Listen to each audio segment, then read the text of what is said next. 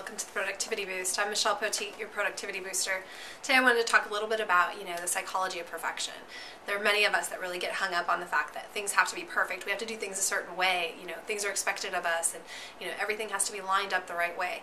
But some of the things that we run into is this psychology behind it. Why do we really think this way about ourselves, and put this pressure on ourselves?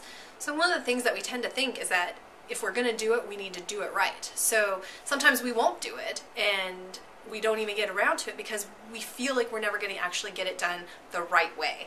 Another thing is that if it's worth doing, it's worth doing well.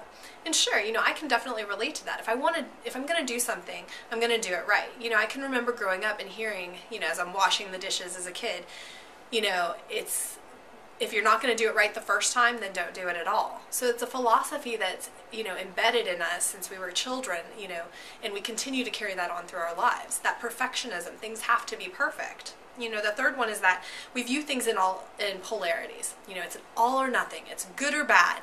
We tend to have those, it's either ugly or it's pretty. It's one or the other. When actually life isn't really as black and white as we kind of make it out to be. There are things that actually have a little bit of gray in there, different colors in there. The fourth one would be, conditional experiences. So, should-haves, could-haves, would-haves, we could go on and on. I hear all the time, I shoulda, woulda, coulda all over myself. And that's true, because there are so many times that we think we could go back and we can make it better, we can make it perfect. It wasn't good enough. We don't accept the fact that not everything is perfect and not everything is ever going to be perfect. And, nothing, we have that philosophy, number 5 that I have on my list is that nothing is ever good enough. There's always something better. I could have done this better. I could have written this blog better. I could have, done a proposal that was better and that client would have actually hired me. But those are things that we can't focus on. What we need to do is focus on what we're doing that's best, the best of ourselves, and giving that to people. Because what happens is all of this psychology behind this perfectionism results in several different things. Anxiety, depression, you have self-deprecation, discouragement, hostility, and even loneliness. All of those things that none of us want to feel or have.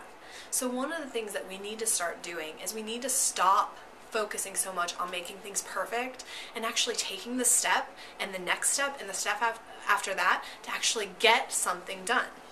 So if one of the things on your list to do is, say, blog every week, then you put that on your list. It doesn't have to be perfect. It doesn't have to be exactly how you expect it to be or your clients expect it to be, but getting out there and actually accomplishing it, now that's going to help you beat your perfectionism.